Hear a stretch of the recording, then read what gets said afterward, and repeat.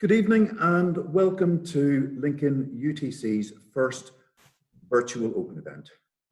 My name is John Morrison and I'm the principal here at Lincoln University Technical College. Before we get started, just a few house rules. Everybody who's joined us this evening is on mute. If you would like to ask a question at any stage, please use the Q&A button on your Zoom screen or by messaging us on Facebook Live. We anticipate that the virtual open event will probably take approximately an hour, and we should have plenty of time for our panelists to answer your questions. There will also be an opportunity to follow up with this after the event if you would like any more information or if you'd like further support from us. These are difficult times for everybody in education, but especially for students who, for 3 months now, haven't been able to come into schools. At this time of year, we would normally have a steady flow of visitors, prospective students, coming for tours during the normal working day to see what life is like as a Lincoln UTC student. It is very different from the experience of being a student at a normal school, and it's very difficult to explain what that difference is without the ability to let students visit and see for themselves. However, that's what we're going to try to do this evening. We have a short video made by students and staff and a panel available to hopefully answer all of your questions. We're all very excited about the fact that from next week, we will be able to welcome some of our students back on site, even if it is only for a limited timetable. We're even more excited about the prospect of returning in September, when we hope and expect to be able to have all students in all year groups back 5 days a week. In the meantime, let's see if we can give you some insight into the Lincoln UTC experience.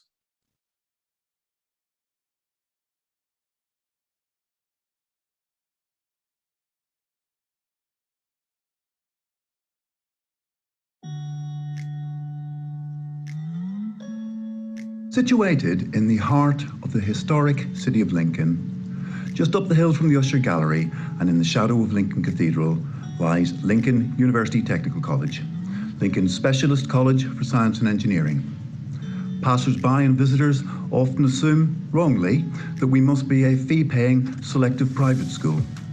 We're not. If you're interested in science and engineering, we'd love to hear from you.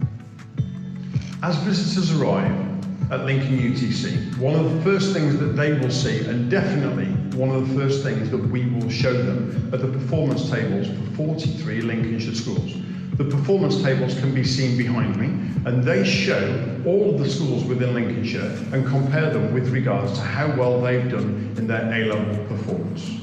In the last 4 years, we are very proud to say that we've been placed in the top 4 schools in Lincolnshire. And indeed, the last 2 years, we've been at the very top of the performance tables.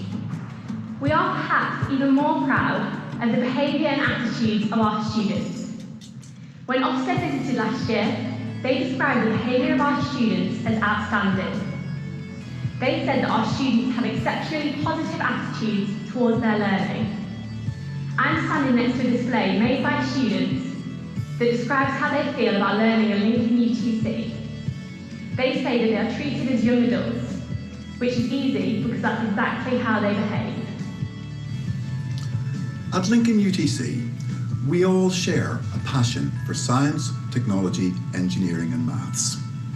Our aim is to ensure that alongside their academic qualifications, students develop the skills that they need for success in industry or at university. Everything we do and everything about the way we teach is designed to provide students with the maximum opportunities to develop these skills. Students spend a high proportion of their week working collaboratively on projects that are creative, problem-solving, analytical, and give them the opportunities to be creative in designing innovative products.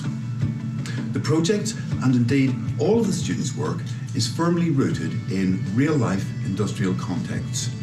This is complemented by making sure that our students get regular opportunities to visit and to have meaningful work experience with our many industrial partners. So this project was a pretty interesting project actually. It was the idea that we had to use one switch to control 2 lanes of traffic, and these things are traffic lights. You could never have 2 reds or 2 greens. 2 greens crash, 2 reds for both stop doing anything. It feels like Lincoln Town Centre. Basically, the idea was that when the switch was on red, the power line would be cut and it would be able to move. And when the switch was green, the car would operate normally. Just want to be clear, we don't play with scale electrics all day long, but we do get a chance to play with them.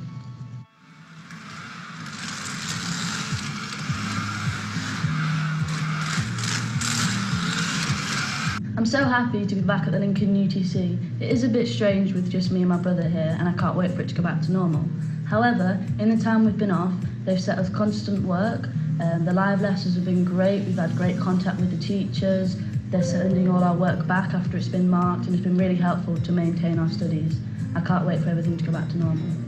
I love eating at school because the cafeteria food is great. They're nice and friendly, they have a variety of foods, and it's just a nice place to eat. Obviously, it's not usually as quiet as this, but it's nice and calm, and you just chill with your friends and have some food.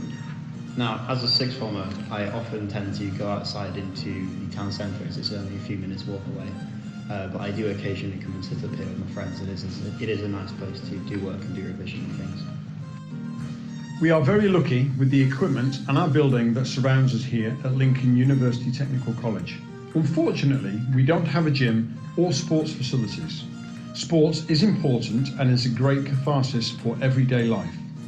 We are very fortunate that our partners at Lincoln University allow us to use their superb sports facilities every Monday afternoon for our students.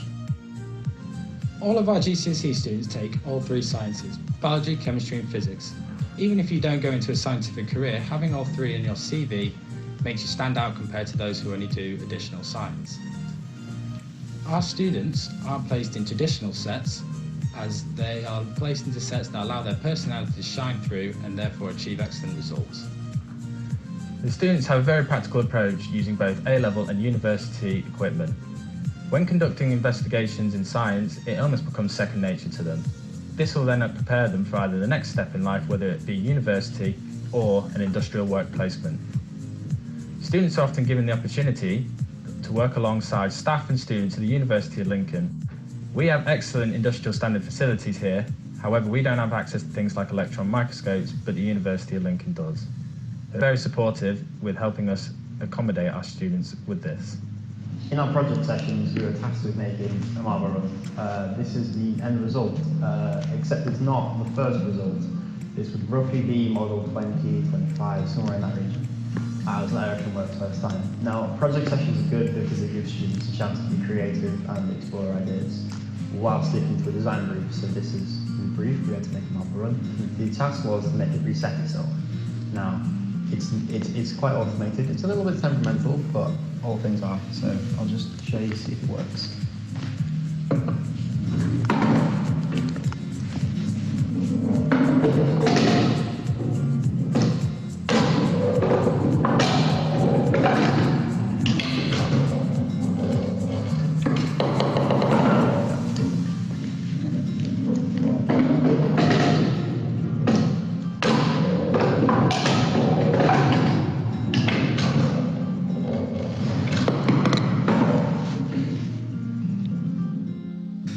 In Year 10 and 11, students in engineering take 2 qualifications, engineering design and engineering manufacture.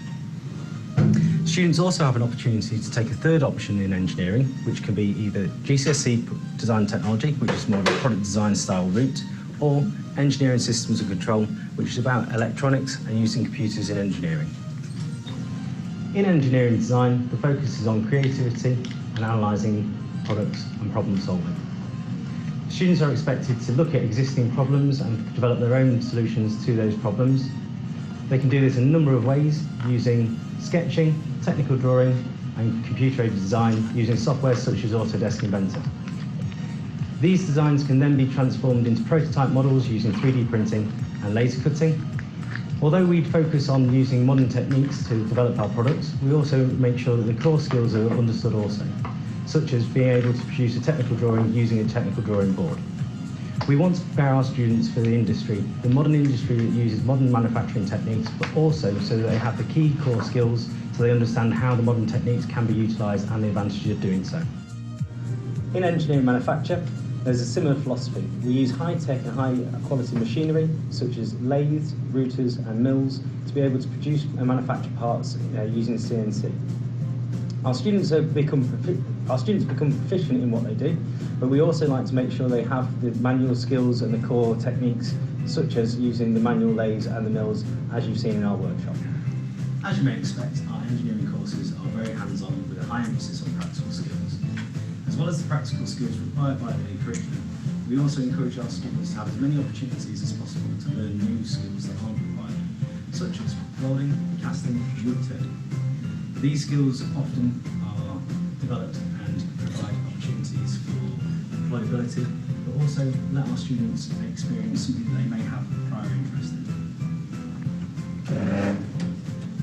In Key Stage 5, about half of our students take A-levels, with the other half taking BTEC Extended Diploma in Engineering. The Extended Diploma is provided by Pearson and it's equivalent to 3 A-levels. We've had extreme success over the past 3 years with getting 100% pass rate overall, and last year having 95% of our students achieve a distinction grade. This pathway often leads our students to university, but also can lead to engineering industry, with lots of our students having gained experience through work experience and through visits to industry partners, where they often go on to have employment. So this is one of the projects we're working on, it's the go-kart. We got it up and running, it runs, we can move around in it, but as you can see from the skeletal structure, we haven't finished the bodywork yet. Looking forward to coming back soon so we can finish it.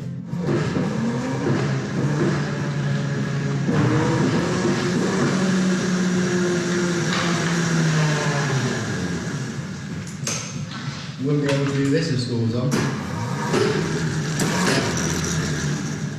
Mathematics is a very important subject and a very popular subject here at UTC Lincoln. And we as mathematics teachers, we try to instill love and passion for maths into each and every student that we teach. There's a beauty in maths, and we have a lot of fun when solving even the most challenging questions and solving the most challenging problems. But what I think we do particularly well here at UTC is we teach students in such a way that actually they recognize the significance and importance of mathematics in real world and also in any sort of workplace environment. Our results in all year groups are significantly better than in most other schools. Our GCSE results last year were 87% of all of our students achieved grade 4 or above, and 57% achieved grade 5 or above. A-level mathematics and A-level further mathematics are also very popular choice with our sixth form students, and our A-level results are the best in Lincolnshire. Our sixth form students who opt to do engineering, they actually very often choose to do mathematics as one of their options, and that makes them very attractive to any employers, and it also helps them succeed in looking for some of the very, very attractive jobs and careers out there. We've been working closely with students in Hong Kong from a youth college. We've been designing a vehicle that we were going to use in the Royal Navy Challenge. Sadly, this has been postponed, but hopefully when things go back to normal, we may be able to use it. Last year, I was lucky enough to be one of the students that managed to go to Hong Kong for 2 weeks. We worked closely with some of the students there to build an airship. It was one of the most memorable times of my life.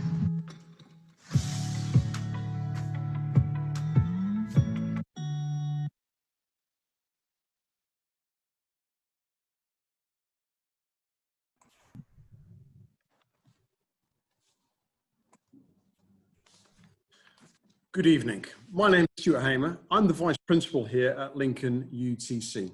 I'll be hosting the next part of this first virtual open evening, and that part is the question and answer part. Hopefully that will give you more of an insight into specific things you might like to find out a little bit more about. Firstly, I'd like to introduce all of our panelists. So panelists, please could you switch on your video link? Excellent. So I'll introduce them hopefully in the order that you can see them, if you can see them as I'm seeing them on my screen. So at the top there, you can see John Morrison, our principal. John, if you could just give us a wave. Excellent. Coming down underneath my little thumbnail, you'll see Daniel and Emily. Daniel and Emily are students of ours. Emily is currently studying with us in Year 11, and she will arrive back in September as a new sixth former into Year 12. Daniel, brother, is currently in Year 12 and will arrive back with us in September into Year 13 to continue his studies. Next, we have Kirsty. Kirsty, give us a wave. Excellent. Kirsty is our resident expert and head of department within science department. And finally, Miles. Hi, Miles. Miles is our expert and resident head of department for the engineering department. So what I would like to just remind you guys, and you'll have to excuse me glancing away, I'm keeping an eye on all of the question and answers that come in, and hopefully I can feed them into discussion moving forward. So if you do have any questions, please do put them into the question and answer section. We have already got a few questions in there, but if you can feed them in there, I'll do my best to make sure they're answered as we move forward. Okay, so the first question really has come in, and it's to be directed directly towards Emily and Daniel. So the first for Emily, how does Lincoln UTC differ from your previous school? Well, they are a lot more concentrated in our subjects. For like science, for example, you get more of like a one-on-one with the teacher because there's less students in the classes, the smaller classes, which is a lot nicer. And you're treated more like a young adult, so you have a bit more time to do your own bit while getting help from the teacher. Okay, interesting. And when you say you're treated like a young adult, I guess there's lots of places that would claim that, but you truly feel that that's the case here? Yeah, definitely. Okay, Daniel, would you agree with that? And whilst you're thinking about that answer, we've got another one for you, and it's simply, what's it like to study at the sixth form at Lincoln UTC? As previously stated, the class sizes are quite small. Now, as a sixth former, the class sizes are even smaller, and as the material is a lot harder, it's better to have the teachers more one-on-one time with you. And as a smaller class sizes, there's less students asking for help, so it makes it easier to collaborate with the teachers and with the students as well, because you're all studying at the same level, so it helps to work together rather than by yourself. And there's a certain degree of respect that the teachers give you as well as you give the teachers, so it feels more like a more suitable learning environment. Okay, as you arrive up the main stairwell here, it says that we've got we've got a phraseology that's painted onto the wall, and it talks about respectful and professional relationships. Guys, Daniel and Emily, would you say that is true of Lincoln UTC? Professional and respectful. Definitely. Okay. So, John, I'm going to come to you. There's a couple of questions popped up here, and they kind of link in with each other. So the first one is from Christopher Church, and that is, for Year 10s, will there be any adjustment to the studies following the recent absence from schooling as a result of COVID-19? And secondly, whilst you're answering that question, it might be useful to link it into another question, which is from Max Cairns. And that is, how many students are in each form? Now, I know that the adjustments that we have recently, only today, been talking about and planning for September, that will have an impact on how many people will be in each form for next year. So, John, can I pass that over to you, please?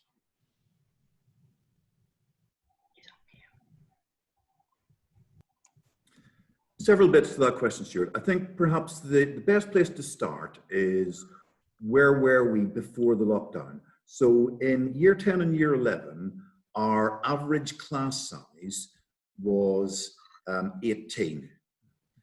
In the sixth form, our average class size normally, prior to the lockdown, would have been 9. So our numbers are, and our group sizes have always been, significantly smaller than in other schools. When we're open next week, we're going to keep it to a maximum of 8, just to get students into the right habits in terms of returning whilst maintaining social distancing. Looking ahead to September, going to that question that you specifically asked about the experience for the Year 10 students, I think that it is likely that all schools will still have to have a number of precautionary measures in place to reduce the chance of COVID-19 spreading. So we're looking at an interim model where our timetable will be slightly different, but we do think that we should be able to give students a 6-lesson day with 5 direct contact hours every single day of the week. What we may end up doing is a slightly staggered day where some students don't start until lesson 3, but will go on until lesson 8, so they'll still get a good experience. And other students will start earlier and finish slightly earlier, just so that we've got slightly fewer students on site at any one time. But we don't believe, because we're fortunate with the position in terms of being fully staffed, we don't believe that we won't be able to offer the full range in terms of students doing English, maths, all 3 separate sciences, a minimum of 2 engineering qualifications, and an option which could be a 3rd engineering, business, art, product design, or computer science. And we can do that alongside our innovative project program. Thank you, John. I'll come back to you with regards to projects, because I've got another question in the wings with regards to that, but I'll move on to something else just now. So we've got a question in from Abby. Abby's asked, what are the most popular 6th form subjects? Well, I think because of our specialisms, one of our specialisms really captures a lot of people's imaginations and a lot of people's thoughts moving forward towards a working life, and that's engineering. So I'm going to hand over to Miles in a moment, and engineering probably is our most popular individual subject, because we've probably got around about 1/3 to 1/2 of all of our students in the last few years studying engineering at 6th form. And Miles, could you give us just a quick summary of what engineering entails and why it's such a popular option? Yes, so in engineering at the UTC, our main engineering course is the BTEC Level 3 Extended Diploma. So that's effectively worth 3 A levels. So when you come on to do engineering at UTC, you'll be getting 3 A levels, and that's recognised by universities as well. Within those 3 A levels, what we study is a range of 15 units. 3 of those are externally assessed. So one's an exam and other 2 are set tasks. So they'll be sent off to be marked, and the rest of them are internally assessed units. And they range for a number of different sort of topics, including CAD, including sort of like case studies of a business, of an industry, to manual manufacture, to CNC manufacture, to even materials science. So it's a real nice broad spectrum that gives you a nice introduction and kind of opens doorways, really. It's not too that you ever kind of pigeonholed, but it opens up lots of opportunities to either go on to industry or to higher education. Thanks, Miles. I'm going to pop back just briefly to John, and then hopefully this question will lead into Daniel and Emily briefly. But Mikel has asked, is there going to be a chance for the new Year 10s to visit the school prior to September opening? So briefly over to you, John. At the moment, we are doing everything we can to be responsible and to follow government guidance. And therefore, we don't think that we'll be able to have any large open day events. We've got individuals who will be, during the 4 weeks starting this coming Monday, coming in for socially distant tours because they have specific concerns or they want to talk through a particular issue.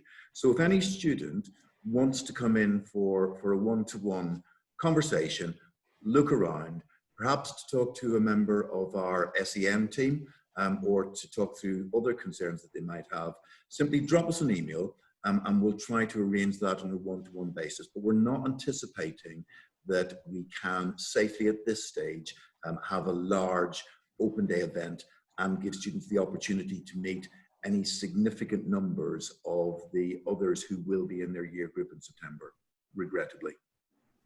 Lovely, thanks for that, John. So just to reiterate, no large open events. However, we do have a good capacity to be able to show people around on an, as John has already said, on an individual basis. So the ability to arrange for half an hour to come around, look what's going on, see and feel the school as it is on a normal daily kind of, on a usual day, not an open event, not when it's all singing, all dancing, and we've got everything as a typical school might do, all the things out that would enthuse young people. If you come and see us on a normal working day, albeit it will be different because of COVID restrictions, I'm absolutely sure you'll be still blown away with what you see. Daniel and Emily, do you remember back to when you looked around prior to coming, and do you think it's possibly a good idea to come and look around? Yeah, definitely it is. Because I mean, obviously when I joined, my brother was already here. So I came to quite a few open events, and it really helped me get a feel for what the school was like. And I was unsure, but once I'd come to the school, I would definitely know I wanted to come here. Okay, what about you, Daniel? I was quite interested in the school before I'd actually come. I'd seen many open days. It had been at my school careers fair, and I had a deep interest in the school before I came to look around. But once I came to look around, I was finally sold, and I was excited to come here, and I haven't regretted that decision since. Excellent. Thank you, thank you. Stuart, if I can just chip in on that. Of course. I think that the UTC is unusual in that, and we've already talked about this. There's a very, very calm, purposeful and mature environment generally. Over the next 4 weeks, if people were to visit, it will perhaps be even quieter and calmer than normal. We're only anticipating that we will have a maximum of 40 students on site, and we are a very small college anyway. But for this next 4 weeks, if people are to come, they will be able to see practical lessons. The engineering lessons will be taking place. There will be experimental and practical work happening in science. There will be lessons happening, but people should just be aware that we are restricting numbers to a maximum of 40 this side of the summer on any given day. Lovely. Okay, thanks, John. On a personal level, I do probably 60, 70, 80% of all the tours, and I've not failed to leave a set of parents or prospective students that's not been overwhelmed by what they've seen and the work ethic and calm atmosphere. So please do consider giving us a call. We've got another question that's come through, and it's simply, it's in a science kind of area, but it's what kind of opportunities do the UTC students have once they've studied science at Lincoln UTC? And I guess if we were to take that from a year 12 and 13 perspective, I've got another question that links in with that afterwards, Kirsty. Okay, one great advantage here at the UTC is everybody gets the opportunity to study triple science at GCSE, and this actually paves the way at A-level to give them the best start possible, because we offer the 3 A-levels, biology, chemistry and physics at OCR at A-level. And students have gone on to do fantastic things at university. We've got students that have applied for med school. We've had students go on to biomedicinal chemistry. We've had students go on to take on aeronautical engineering. It literally opens so many doors for them. Lovely, thank you. And you kind of took the wind out of my sails for the second part of the question, which was we differ somewhat to other schools when we're looking at Key Stage 4 for science. Could you just elaborate on that for me, please? Yeah, we have a strong belief here at the UTC that science is for everyone. And to offer that to students, we allow every student to study triple science, which is very, very unusual. Usually it's only a top 1 or 2 sets. And if you're unlucky enough to be student number 35 that wants to do it, you can't fit into the classes in a normal school. But here, everybody gets to do it in our small class sizes, in our amazing labs that we've got here, which are fully kitted out with specialist science teachers. So you get all of that opportunity, and it really, really does give you the best opportunity to do anything you want to, really. Sky's the limit. And picking up on what you said there with regards to specialist teachers, we're fortunate enough here to have not just one, but in 2 of the 3 areas at A-level, have 2 specialists per subject. Is that right? Yes. Yeah, absolutely. So we actually have 3 specialist biology teachers that can teach A-level biology. We have a specialist physicist that's in place and a specialist chemist as well. Excellent. That's great. That's great. And talking teachers, I'm going to back to John very briefly. We've had an advert out there recently for teachers, but it starts off in an unusual way, doesn't it, John? It doesn't say that we need teachers for next year. John, I'm going to hand over to you to talk us through that. The next advert. At the risk of giving away my age, Stuart, okay, I've been in teaching and in leadership positions for nearly 30 years now. And this is the first time that I've ever been through an academic year where not one member of the teaching staff has left. So we've been fully staffed with subject specialists in all areas for the entirety of this year, and we are going into September next year. We were lucky that we decided to advertise for and recruit 4 additional teachers, one in English, one in science, one in maths, and one in engineering, ready for September in the anticipation that we were going to grow because we'd had more applications this year. I think the word is spreading about Lincoln UTC. Our reputation is growing, and people are getting to realize actually that we do offer something that is both different and very exciting for students. So we knew that the numbers were going to go up. Our numbers will still be small. This year we've only had 235 students, but we're anticipating being at about 295 next year in September.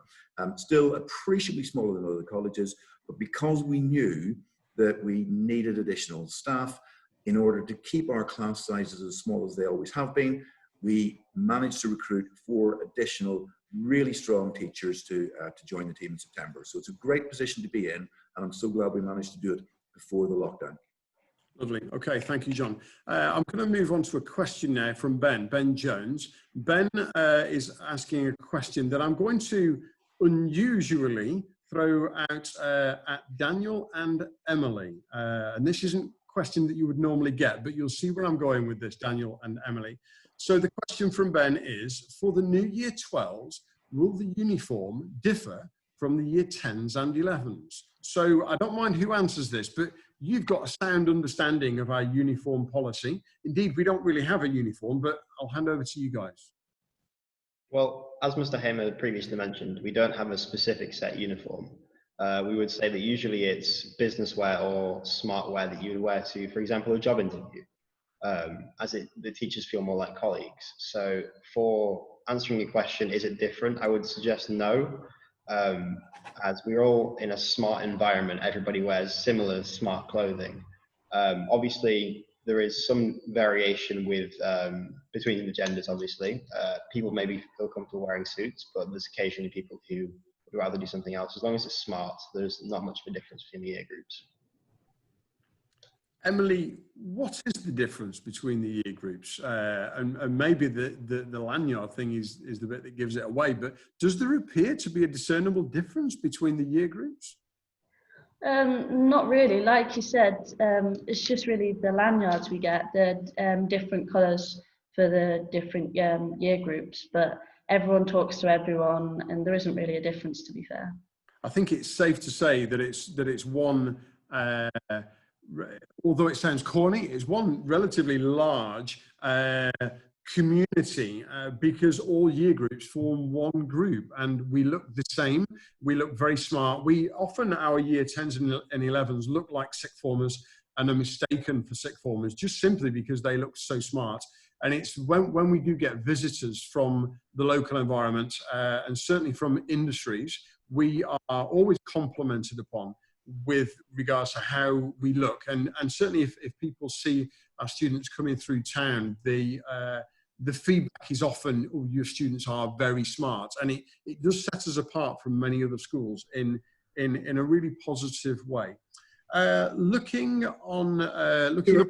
can I chip in again? Indeed, John, yes, indeed. Just to say that during normal term time, all of the boys will be wearing a suit in the same way that all of the teaching staff do, and all of the girls do look very smart.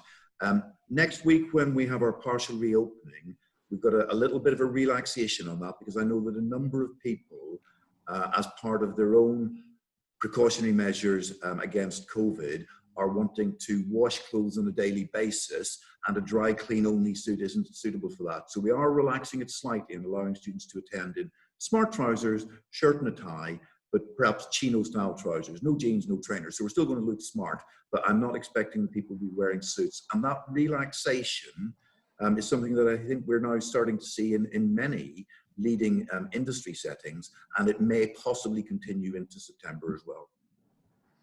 Okay, next, moving on, I'm going to come back to Miles and look at engineering. We've got a question that's come in that's now not based with Key Stage 5, but it's simply, what kind of engineering can students expect to study in Key Stage 4? Okay, so at Key Stage 4 in UTC, all students in Key Stage 4 will do the core engineering, which is 2 qualifications. One is engineering design and the other is engineering manufacture, and they are equivalent to a GCSE. So you will leave year 11 with 2 GCSEs in engineering as a minimum. We then offer, as part of the option block, so all students are able to choose from an option block, we also offer engineering systems and control, which is more a traditional electronics route, looking at doing soldering and circuit boards, as well as using programming and PLCs and computers in engineering. And then we also have a option to do GCSE design and technology. So that's quite like what the normal mainstream schools are delivering at the moment. So effectively you can choose one of those 2 options. So in total there are 3 qualifications you can do in Key Stage 4. I'm just going to jump ahead as well. I talked about Key Stage 5 engineering doing the triple engineering BTEC, but we also do offer a single A level for those people who do want to still do something engineering based, but also study maybe the sciences or maths and other subjects. We do offer a single A level in product design for Key Stage 5. Lovely, thanks for that. It kind of brings Key Stage 4 into context with regards to engineering, and there's a really good link between the Key Stage 4 and the Key Stage 5, and then lots of students either going straight into apprenticeships or moving directly into university. It's a strong pathway that we offer here. I'm just going to break from questions just for a moment. We've got on Facebook Live, we've just received a comment from a former student of ours called Sean Parker. Now Sean has just dipped in to try and answer nicely. If you're watching, Sean, thanks very much.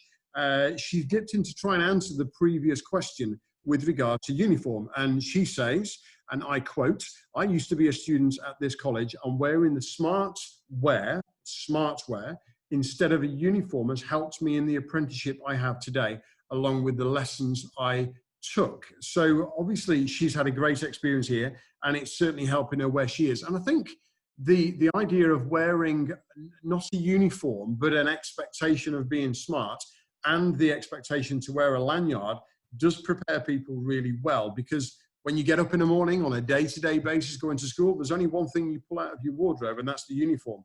But when you've got to decide as a young professional what to wear, I think that's a good skill to have. We've got another question that's come through, and I'm going to, at the risk of going back to John too many times, I'm going to put it with John, but equally I'm going to come to Miles and then Kirsty with regards to this. And it's talking about projects. We've heard the word projects a couple of times.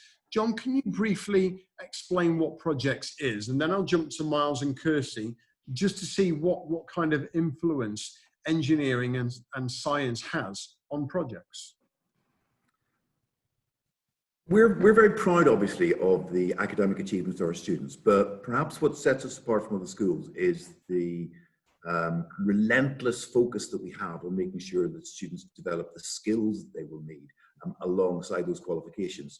So we've got an unusual timetable. It is a longer day than students would have in most schools, but in that timetable, they have 6 lessons every single week dedicated to project working, and they're arranged as triples. So students will have 2 triples a week where they will work either in pairs or in small groups to try and solve a problem. We'll set them a challenge. We don't tell students how to do it.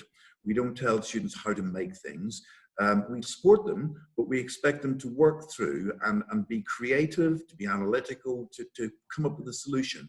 We saw a couple of examples in the video where the students were trying to figure out how to wire up and how to alter a scale electric track, how they were building sort of marble runs, how they were building a go-kart. But there's a very, very wide variety of open-ended tasks. These typically will take the students 10 hours or more to complete. So the students get used to working on something that isn't easy for a long period of time. I guess importantly, whilst they are going through these challenges and learning a great deal from it, they do also have a great deal of fun. They're designed to be enjoyable as well. They don't lead to a formal qualification, but they do mean that our students develop outstanding habits in terms of their ability to work together in a team. Lovely, thanks, John. So, John, you said there it's not always easy because there's projects that run for typically several sessions that might culminate in 10 hours of learning. Now, Emily, I just saw you shaking your head there. I'm going to pick up on that. Emily, why were you shaking your head when I said it's not necessarily easy?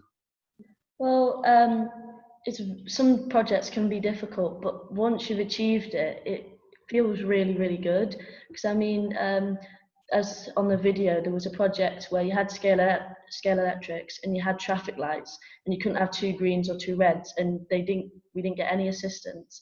We just had to figure it out ourselves. So it took a lot of trial and error, and it can be quite frustrating. But once you've done it, you feel really proud of yourself, and it's nice to work with your friends as well.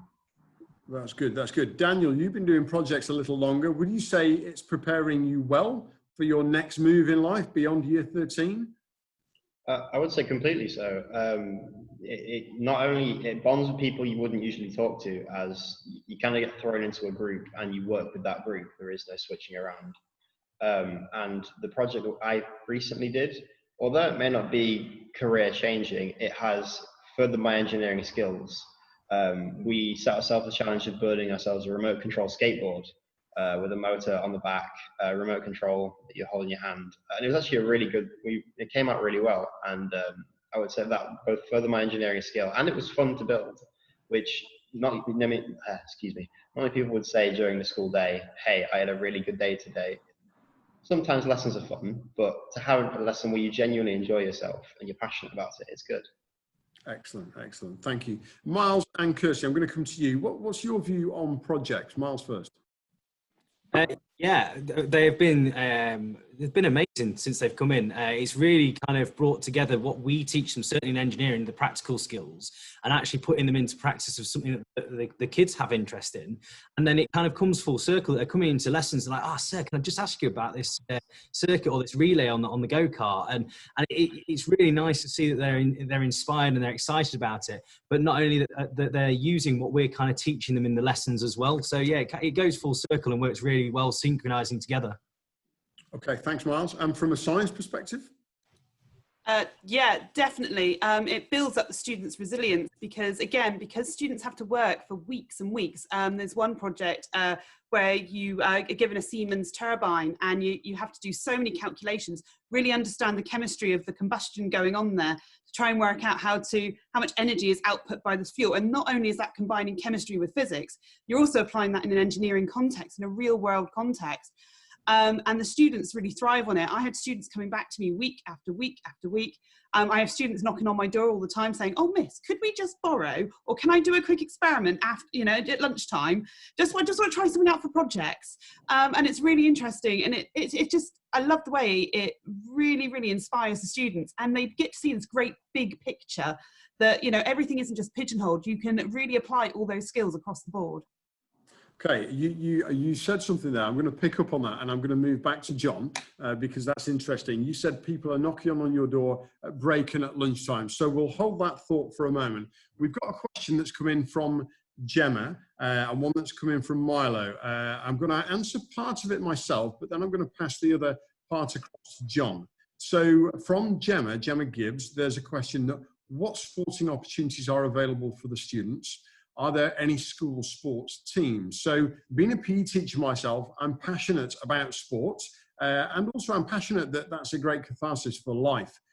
We have great sporting opportunities within the curriculum, on a Monday afternoon, we have the opportunity to take all of our Key Stage 4 students down to Lincoln University. We hire out the whole of their facilities and we do a range of sports throughout the year. That's changing next year because we will be hiring out both Lincoln University and also the college sports facilities. And that will allow us to have year 10 on one site and year 11 on another site, specialising even further to take advantage of other sports that we might not have experienced before here at Lincoln UTC. So the second part of the question, which is coming your way, John, are there any school sports teams? But it links in with the question from Milo, which is, are there any extracurricular activities or clubs? John. The answer to the sports teams is that there isn't a great deal, if I'm honest. I remember last year we did have a football team who competed against some of the other schools, and I joined them on a couple of their fixtures, and it was great because the team spirit that they had, because of the way in which they've been used to getting on with each other and working well together, was great. Regrettably, I have to be honest, we didn't progress very far in that particular tournament. It is difficult when, and that particular year group only had 50 students, when you're selecting from a pool of perhaps 35 who are interested in football, and you're competing with a school who've got 15,000 students to draw their team from. We've never won any trophies. So we're keen to support it, but it's not a big feature for us. In terms of the extracurricular activities, there's a great deal that goes on here. People have already mentioned the fact that many of the projects that we set during planned curriculum time then enthuse and motivate the students to the extent that they want to, in their free time, in their non-contact lessons, at lunch and at the end of the day, carry on working on something because the 10 hours wasn't enough and they want to see something through to completion. And that happens day in, day out. In the video, Emily talked about the fact that she's been working on a competition that was going to be part of the Royal Navy Engineering Challenge. We have several of these sorts of events where we compete against other UTCs, we compete against other colleges in a variety of different challenges. Not all of them will give students the opportunity to go to Italy, France, Germany or Hong Kong, but many do. So the program of trips, visits and international exchanges is, I think, quite impressive for a college of our size.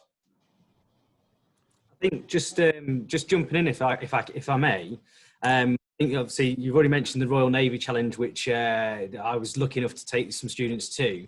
It was an overnight trip where we actually stayed on a 1970s battleship, so it's a real kind of experience. But as well as that, we are very keen, certainly with engineering, to start taking part in more competitions as we grow.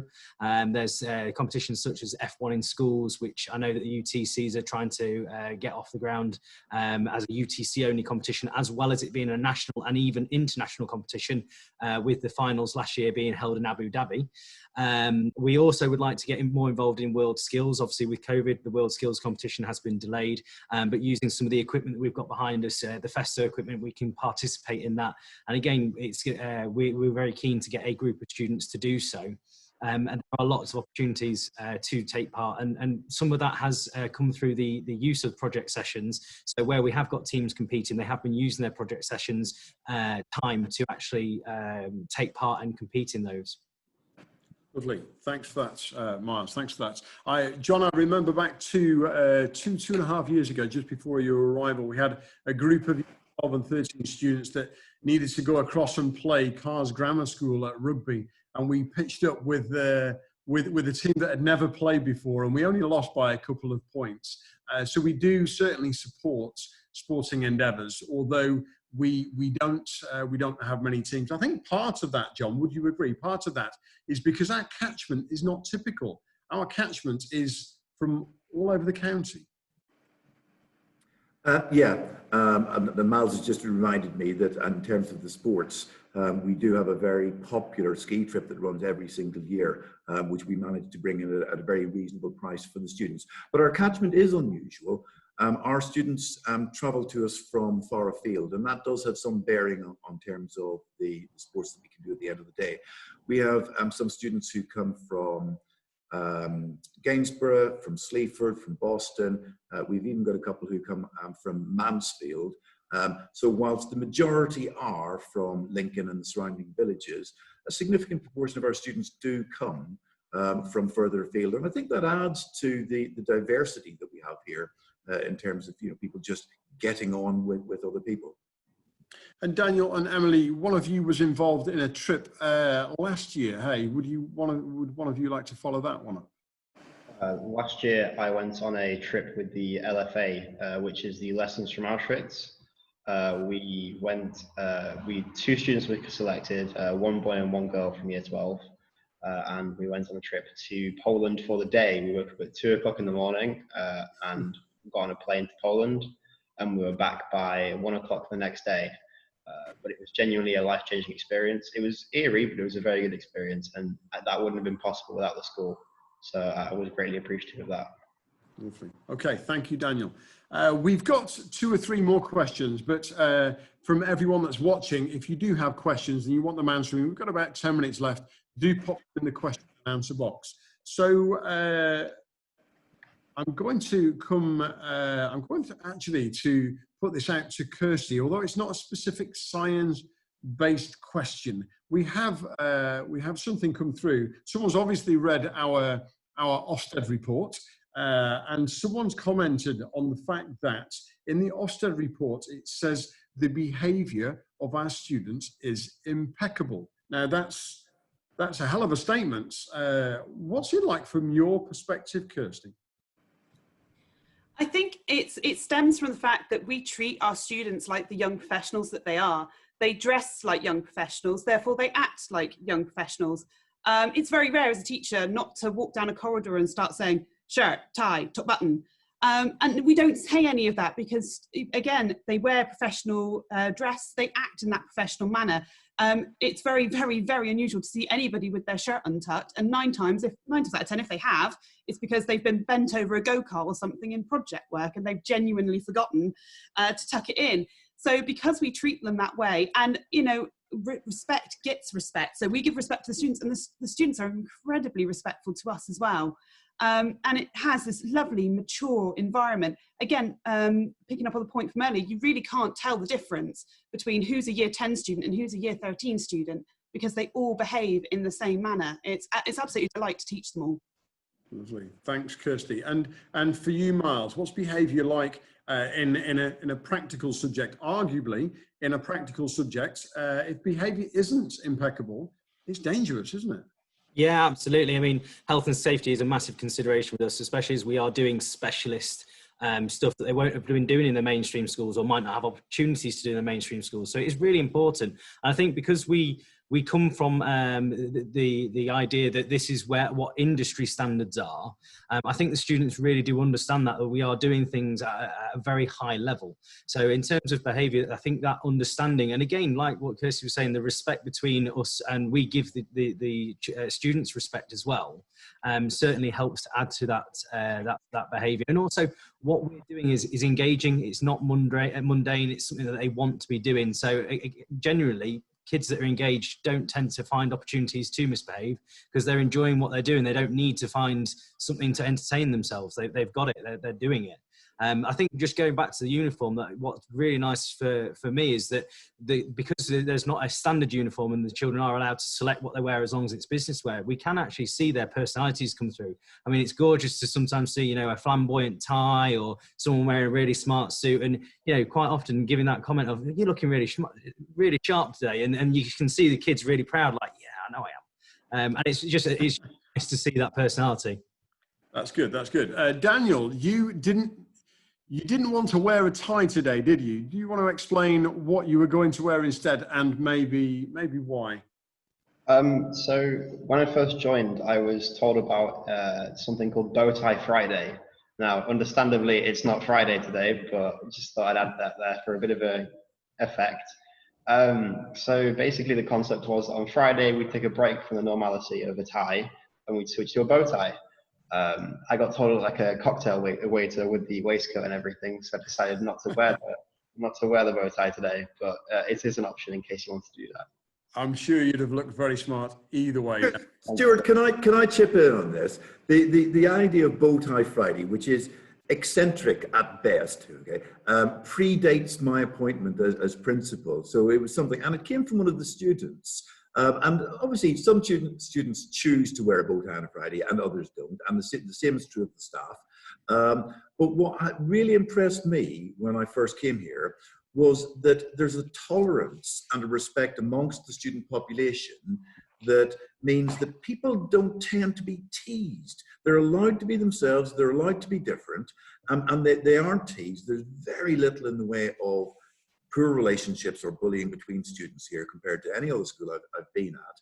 Most schools that I can think of, if somebody was brave enough to turn up in a bow tie, they would be pilloried. And yet nothing of that nature tends to happen here. It's just such a lovely experience to see the way in which our students relate to each other. If I could just jump in there, that's been the case with the bow ties since I first joined in year 10. And I've seen that carried all the way through, and it's grown popularity, in fact. So the fact that nobody gets stuff said about it, it really shows that people like coming together, and it shows like a more community effect, like Mr. Hayman was talking about earlier. And it's certainly not a student thing, because most Fridays, when I can remember to bring it from home, I'll wear a bow tie too. So one of the final questions that I've got, I'm going to put this to you, John, and it's a question from David, and it talks about industrial relationships. So rather than ask any specific question, John, can you just cover where we are with industrial relationships or partnerships? We've got probably in excess of 65 different leading local, regional, and national businesses that we work very closely with. Many of our projects have been designed in collaboration with industry partners. Kirsty mentioned one that was co-constructed with Siemens, who are one of our leading partners. I was working on one just before the lockdown, looking at architectural plans and the engineering drawings behind them that was actually produced for us by Lindem Construction. So the project program and many of the schemes of work in the different subject areas have been developed in partnership with people in industry, so that the knowledge and the skills that our students acquire are what our industry partners need and want. And that gives you a real competitive edge when you then leave us, if you want to go into any of those industries. But we also make sure that that is complemented and supplemented by a regular program that means that our students get an opportunity to listen to and to talk with people from industry. So every week we've got people in doing small group business lunches with groups of students. We have work experience in each of the 4 year groups, and the vast majority of those are related to our specialisms. And we make sure that there's a program of tours and visits to the industry so that students can see the relevance of their studies, whether that be in maths, in engineering, or in science. Lovely, thank you, John. Well, I'm afraid that's all we've got time for today. We've just answered our final question, which brings us nicely towards a close. If you're interested in the UTC and you've not yet applied, we're still taking applications for both Year 10 and in Year 12 for September. If you'd like to apply, then you should visit our website, which is www.lincolnutc.co.uk. If you'd like any more information, please contact us via email at inquiries@lincolnutc.co.uk. If you do have any questions, in the next couple of minutes you post them. We will take the next 24 hours to reply back to those and contact you should you leave us a number. We wish you all well. We living in strange times at the moment. We wish you all well. Stay safe. Have a good evening, and thank you very much for attending. Good night. Thank you, Stuart.